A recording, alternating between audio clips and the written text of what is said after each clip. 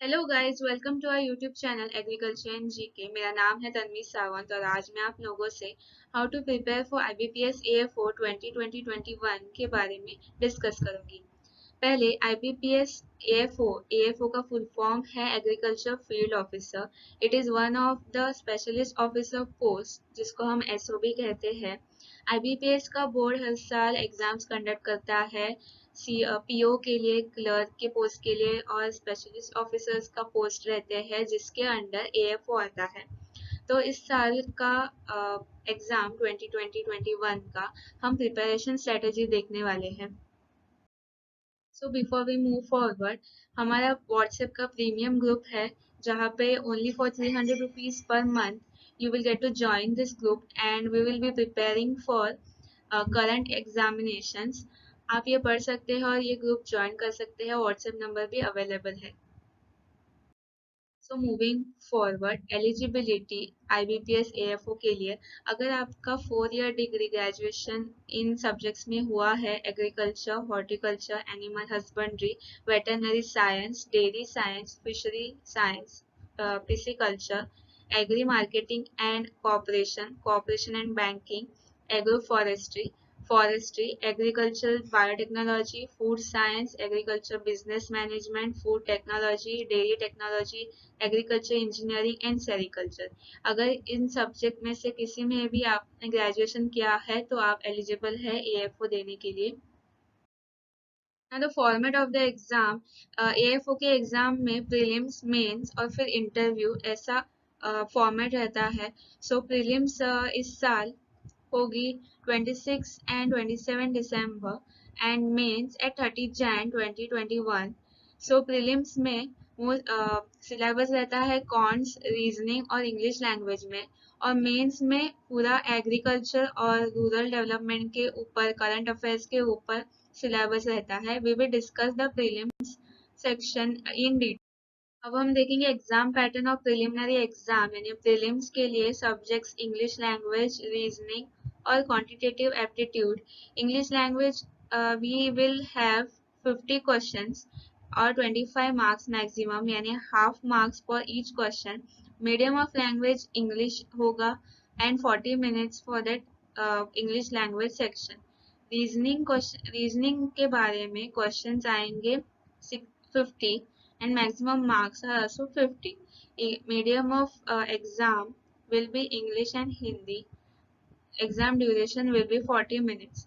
वैसे same quantitative aptitude के लिए 50 questions and 50 marks. So English और हिंदी में मीडियम होगा एंड 40 मार्क्स। इस प्रिलिमिनरी एग्जाम इज में 40 मिनट्स ईच सेक्शन को हो गए, यानी इट इज़ अ बेनिफिशियल। ये बेनिफिशियल है क्योंकि हम ज़्यादा टाइम दे सकते हैं and the total marks is 125। As you can see most of the cut off is very less. जो कट ऑफ रहता है वो बहुत कम आता है हर साल।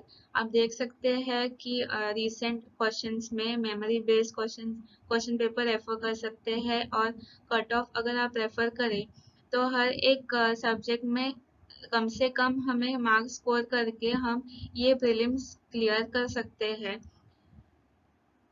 So the quantitative aptitude syllabus detail में हम देखेंगे quadratic equation, number of series and simplification and approximation, search and indices.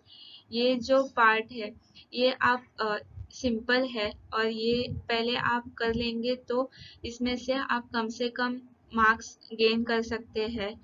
और ये जो क्वेश्चंस 15 to 20 क्वेश्चंस इस पर आते ही है, तो आप ये अगर आप पक्का कर ले तो आपको पास होने में ज़्यादा आसानी होगी।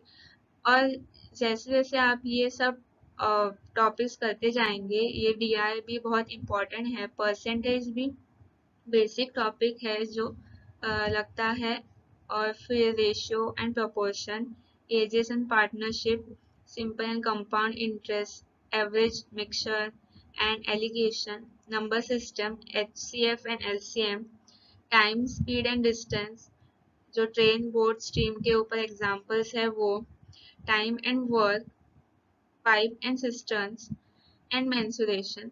ये जो आप करेंगे सब अगर आप को पास ही होना है कट ऑफ के हिसाब से तो आप ये 3 पहले सीरियसली कर लो, पर फिर भी आपको अच्छे मार्क्स भी लाने हैं, इसलिए आप ये भी इसके सम्स करना ज़रूरी है।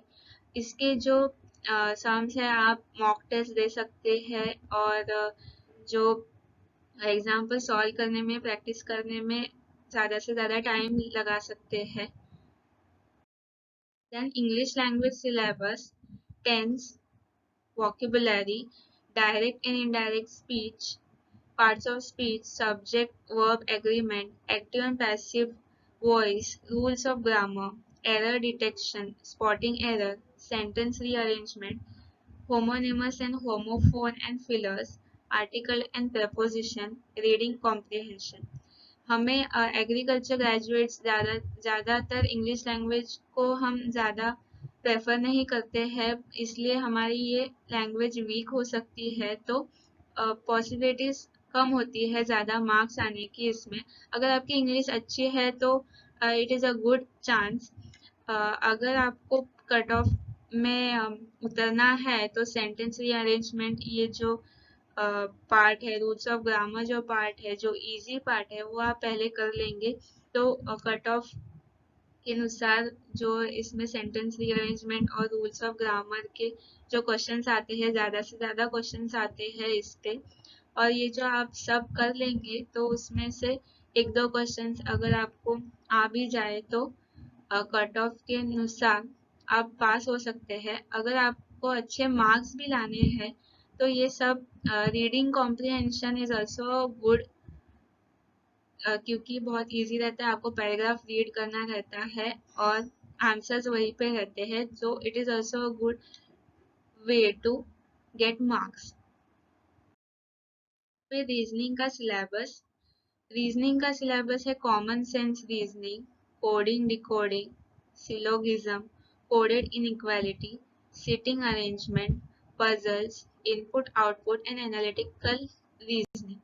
ये जो सीटिंग अरेंजमेंट और पजल्स है ये आप पहले कर लेंगे तो बहुत इजी होगा आपको मार्क्स गेन करने के लिए, क्योंकि इसके ऊपर ज़्यादा से ज़्यादा क्वेश्चंस रहते हैं, 10 to 15 क्वेश्चंस। सो आप ये कर लेंगी क्योंकि ये इजी भी है और इसका स्कोप भी है। और ये जो कॉमन सेंस रीजनिंग है, डिकोडिंग कोडिंग है, ये आप मॉक टेस्ट और ज़्यादा एग्जाम्पल सॉल्व करने से हो जाएंगे। मॉक टेस्ट क्यों आप लेंगे, क्योंकि मॉक टेस्ट से ज़्यादा क्वेश्चंस कवर हो जाएंगे, नए क्वेश्चंस आपको मिलेंगे। अगर आप एक मॉक टेस्ट देते हैं 60 क्वेश्चंस की तो हर बार आपको 60 क्वेश्चंस नए मिलते रहेंगे। मिनिमम टाइम रिक्वायर्ड प्रीलिम्स के लिए अभी हमारे पास 3 मंथ बचे हैं। कॉन्स और रीजनिंग आप कहीं से भी स्टडी कर सकते हैं, बहुत कंटेंट है नेट पे, इंटरनेट पे यूट्यूब वीडियोस है, बहुत चैनल्स प्रिपेयर करके लेते हैं। And then you can solve memory based questions, जो इम्पोर्टेंट रहता है कि हर साल के मेमोरी बेस्ड क्वेश्चन जो आपको इंटरनेट पे मिल जाएंगे वो आप सॉल्व कर सकते हैं। फिर गिविंग मॉक टेस्ट, जैसे मैंने आपको बताया है कि मॉक टेस्ट के इज बेनिफिशियल और आपको हर बार नए सवाल मिलते जाएंगे, नए क्वेश्चंस मिलते जाएंगे, जिससे आपको प्रैक्टिस होगी और पता चलेगा कि कैसे क्वेश्चंस आ सकते हैं। वैसे we don't have idea of कि कैसे टाइप के क्वेश्चंस आ जाएंगे, पर फिर भी we should take mock test and also memory based questions. फिर ऑनलाइन कोर्सेज जो है वो बहुत ही बेनिफिशियल है आपके स्टडीज़ के लिए। आपको ऑनलाइन कोर्सेज आप ले सकते हैं, जैसे कि यूट्यूब पे रहते हैं, या फिर स्पेशली जो AFO की प्रिपरेशन करते हैं। And also you can take classes, अगर फाइनेंशियली आपकी कंडीशन अच्छी हो तो क्लासेस भी ज्वाइन कर सकते हैं, कोर्सेज ज्वाइन कर सकते हैं। फिर हम इंग्लिश के बारे में बोलेंगे कि you should read newspaper daily. जो न्यूज़पेपर रहता है वो हर रोज़ इंग्लिश न्यूज़पेपर रीड करना, जो करंट अफेयर्स या फिर इंग्लिश फ्लुएंट हो जाए। वर्ड पावर मेड इजी नाम का बुक है जो आप इंग्लिश के लिए रेफर कर सकते हैं। It is a very nice book and it is important. And YouTube videos आप दे सकते हैं जहाँ पे कंटेंट रहता है यूट्यूब पे इंग्लिश के बारे में, इंग्लिश का सिलेबस कवर करते हैं कुछ लोग। मेंस के बारे में हम बोलेंगे there is ARD that is agriculture and rural development, जहाँ पे बहुत मंथ्स आप लगा सकते हैं एग्रीकल्चर की पढ़ाई के लिए। एग्रीकल्चर पे 60% क्वेश्चंस रहते हैं एंड रूरल डेवलपमेंट में 40% क्वेश्चंस रहते हैं। जो मेंस की पढ़ाई है, schemes and annual reports are very important. जो स्कीम्स आते हैं हर साल और एनुअल रिपोर्ट्स रहते हैं प्रोडक्शन के ऊपर, एग्रीकल्चर के रूरल डेवलपमेंट्स के जो स्कीम्स रहती है वो आपको पढ़ते रहना चाहिए, अपडेट रहना चाहिए, करंट अफेयर्स करते रहना चाहिए, डेली स्टडी करना चाहिए, less content but regular.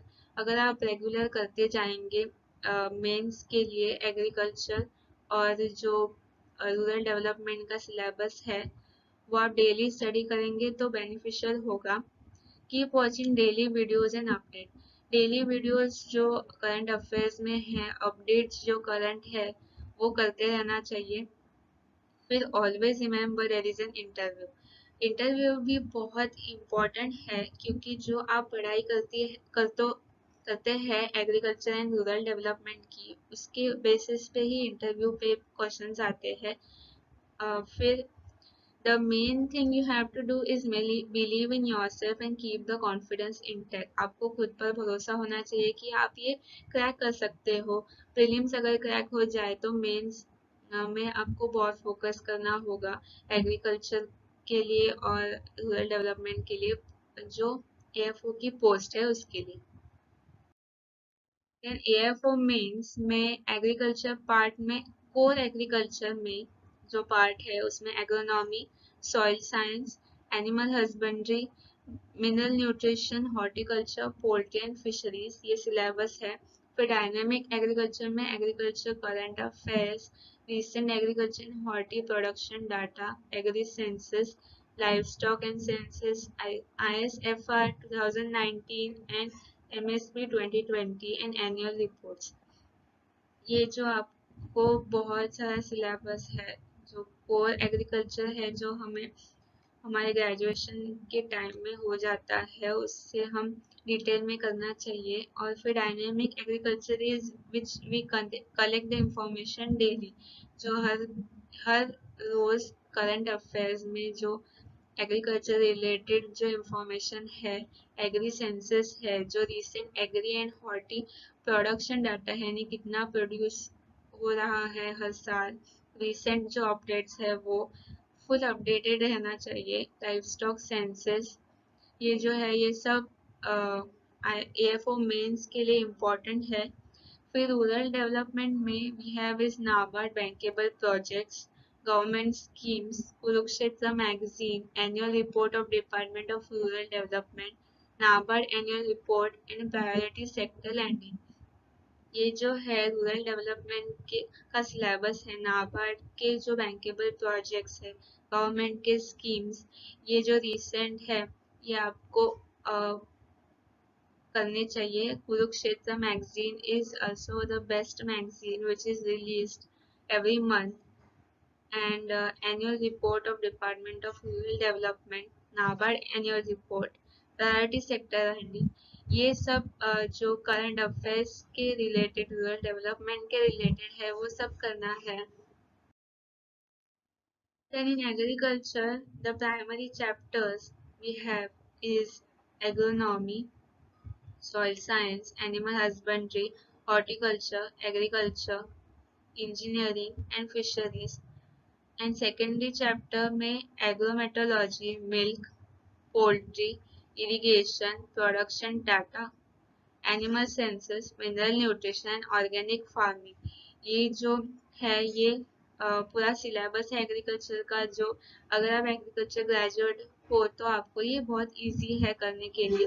And rural development में priority sector lending, government schemes, Kurukshetra magazine, SECC, agriculture census, Panchayati Raj, ISFR 2019 and MSP 2020। ये जो मेंस का सिलेबस है ये आपको सब करना है। आप चेक कर सकते हैं IBPS AFO की प्लेलिस्ट इस चैनल की। So while preparing for AFO means what to do and what not to do. So what to do में विजिट प्रीवियस ईयर पेपर, जो बहुत इंपॉर्टेंट है कि आप रेफर करना चाहिए प्रीवियस ईयर के मेमोरी बेस्ड क्वेश्चंस, जिससे आपको आइडिया मिलेगी कि क्वेश्चंस कैसे है। Prepare all the important topics and list important topics first. जो प्रिलिमिनरी एग्जाम्स और मेंस में जो इम्पोर्टेंट टॉपिक्स है वो आप पहले कर लेंगे। उसके जो इम्पोर्टेंट MCQs है जो आपको इम्पोर्टेंट लगते हैं वो सब एनालिस्ट कर लेंगे। फिर prepare 50 most important MCQs of each topic, वो स्टैटिक एंड डायनेमिक। जो स्टैटिक एंड डायनेमिक आपने सिलेबस देखा उसमें से हर एक टॉपिक से 50 मोस्ट इम्पोर्टेंट MCQs आप एनालिस्ट कर लेंगे तो आपको बहुत आसानी होगी फॉर स्टडिंग फर्दर। फिर give time on government schemes and NABARD bankable projects and subsidies. जो गवर्नमेंट स्कीम्स है, नाबार्ड के बैंकेबल प्रोजेक्ट्स और सब्सिडीज है, उसकी पूरा इंफॉर्मेशन आप एनालिस्ट कर लेंगे तो बहुत अच्छा होगा। फिर giving maximum number of mock test, ये जो मैंने बोला जैसे कि mock test are important. As you practise more, as you solve more, you will get more number of questions, और ये बहुत इजी हो जाएगा कि आपको क्वेश्चंस बहुत आपने सॉल्व किए होंगे तो आपको आइडिया रहेगा। फिर competition is high, so go for prepared course if possible. यानी अगर आपकी फाइनेंशियल कंडीशन अच्छी हो और वैसे भी कंपटीशन बहुत हाई है, हर रोज हर बच्चा AFO के लिए बैठा है, तो we can go for a prepared course if possible. And फिर देखेंगे what not to do. Do not study with only core agriculture book study, it will limit you. Core agriculture book study यानी जो detail syllabus है agriculture का, उससे start मत कीजिए क्योंकि वो बहुत वास्ट सिलेबस है और that can limit you. So you can start with the main topics first. Do not waste time on seed rate, varieties and spacing. जो सीड रेट और वैरायटीज और स्पेसिंग का जो कंटेंट है जिसके ऊपर क्वेश्चन ज़्यादा तो नहीं आते हैं और जिसमें न्यूमेरिकल्स नंबर्स रहते हैं जो हम याद नहीं रख सकते हैं mostly, so do not waste time on that. फिर avoid core agriculture chapters like genetic and plant breeding, entomology, pathology and agri economics. ये जो कोर एग्रीकल्चर चैप्टर्स है वो आप ज़्यादा से ज़्यादा अवॉइड कर सकते हैं। सो आप चेक करेंगे IBPS AFO की प्लेलिस्ट इस चैनल की। सो आई होप गाइस कि ये वीडियो आपके लिए यूजफुल रही होगी। अगर आपको ये वीडियो पसंद आई हो तो प्लीज़ इस वीडियो को लाइक और शेयर करें, ज़्यादा से ज़्यादा शेयर करें और इस चैनल को सब्सक्राइब करें। मिलेंगे नेक्स्ट वीडियो में।